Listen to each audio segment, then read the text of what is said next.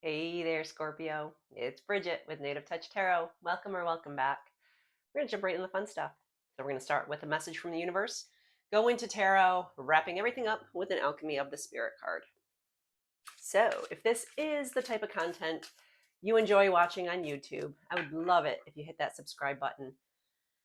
It costs you absolutely nothing, but it does mean the world to me. So, thank you in advance. And your message is: you're going to be celebrating something very special soon. You'll be so full of joy and happiness. It will almost seem out of this world how suddenly it all happens for you. Be ready for it. Expect it. It's happening.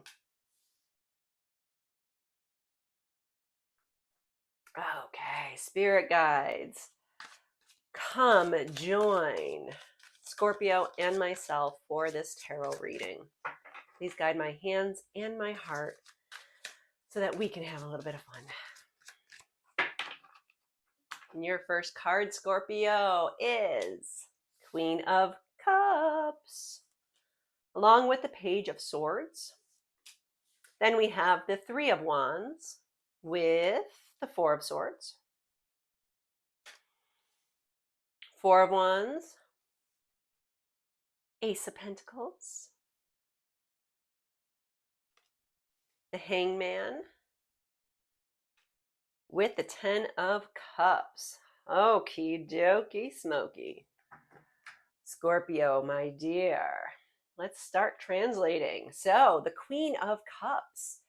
You are the Queen of Love, or you've got some pretty lovely energy surrounding you right now. So, the Queen of Cups is all about nurturing.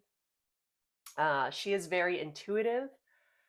She is spiritual. She is a mother who always leads with her heart. This energy is all 100% about love. Because then we have the Page of Swords. The Page of Swords, this is your reminder to use your mind, okay? The Page of Swords is a very inspired type of energy. It's also a very curious energy. So, with that Page of Swords and the Queen of Cups, yeah, you are not only loving, intuitive, borderline psychic. The Page of Swords is here to tell you that, yes, use your mind, have fortitude, be truthful in all of your interactions, and you'll be okay. So, Spirit Guides, why do we have the Queen of Cups and the Page of Swords here?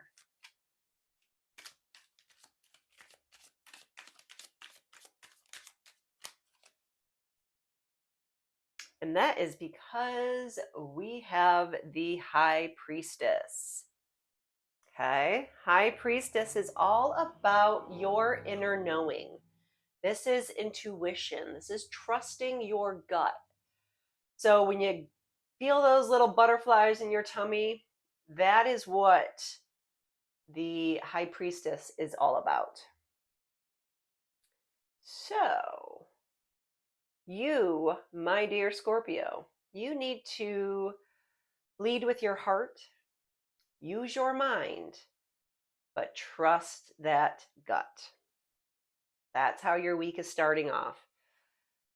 Because then we're going to go into possible challenges. And we are looking at the Three of Wands. Three of Wands is all about exploring the unknown.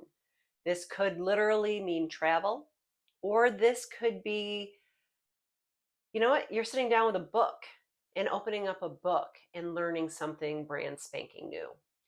It's a very um, it's a energy of foresight, okay? But this is also a reminder that we don't want to overreact if something should be tossed our way, okay? Because then we have the Four of Swords, and the Four of Swords is a card of rest. This is regrouping. This is a card of prayer. Maybe prayer is being answered, or manifestation. Are you meditating? So either you need to take a break, or it feels as though Spirit's going to make you take a break. So let's see where this energy is going. We have the Three of Wands and the Four of Swords here for Scorpio. What's going on with this energy for possible challenges?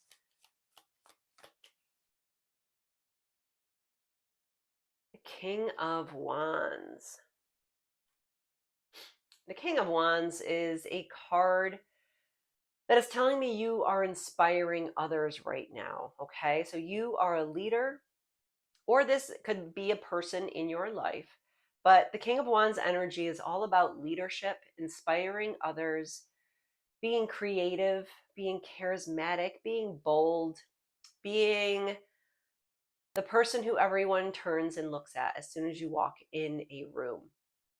So when you're coming from the Three of Wands, exploring the unknown, being reminded that you should be taking breaks while you're trying to figure out your next steps. Because the King of Wands is either going to be inspiring you to do so, or you're going to encompass this energy and you're going to be the inspiration. But make sure you're taking breaks. We have to take breaks. And I am the worst one at taking breaks. I don't know why it bothers me so much, but it does. But don't do as I do and keep pushing through. We have to rest and rejuvenate. So then we're on to our third position, which is the Four of Wands and the Ace of Pentacles. And our fourth position here is advice from Spirit. So, are you coming home, Scorpio? Because the Four of Wands is a card of celebration, but it's usually tied to a literal party, like either a homecoming, a reunion. This could be a bon voyage party. This is some sort of celebration that is going to be happening. And are you just part of the celebration, or are we celebrating you, Scorpio? Because we have the Ace of Pentacles. The Ace of Pentacles is a card of prosperity and manifestation. This is literally a gift from the universe. So when you are given a gift from the universe, you celebrate and run with it. So Spirit Guides, why do we have the Four of Wands and the Ace of Pentacles here for Scorpio? Because we have a slight conflict, or let's see. If we have the Five of Wands, are you in competition with someone and don't even know it? There's some sort of disagreement going on. And maybe it's going to be with that Ace of Pentacles. Is it going to be how you use your new gift that other people are not going to agree with? Only you can tell me that one, Scorpio. Because we're going to move on to outcomes. We're looking at the Hangman and the Ten of Cups. Now, the Hangman could mean patience, changing your perspective, or feeling stuck.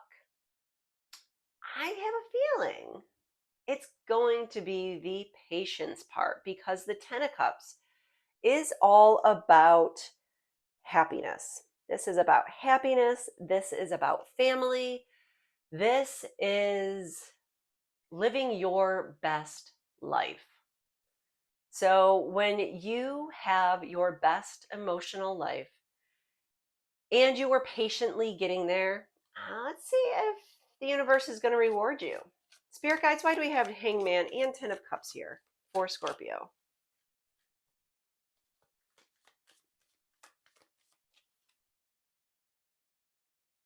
It's because we have the Chariot. Something is moving at you quickly. The Chariot, again, is about success.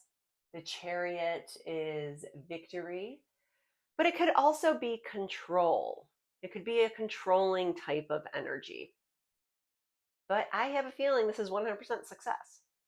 You are patient, or you're being asked to look at something slightly different. Doing one of those two things is going to bring in your best, your happiest, loving, fulfilled life with your family in tow. Okay. And that chariot is going to be the avenue to get you there. So hang on to your pants because it could get a little hairy here, but hairy in a good way. Hairy in quick changes, but they're all going to be really positive for you. So let's grab our alchemy of the spirit and see how this is going to wrap everything up.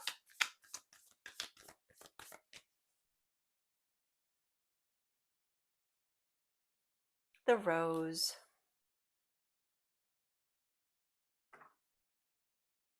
Beauty with the thorns.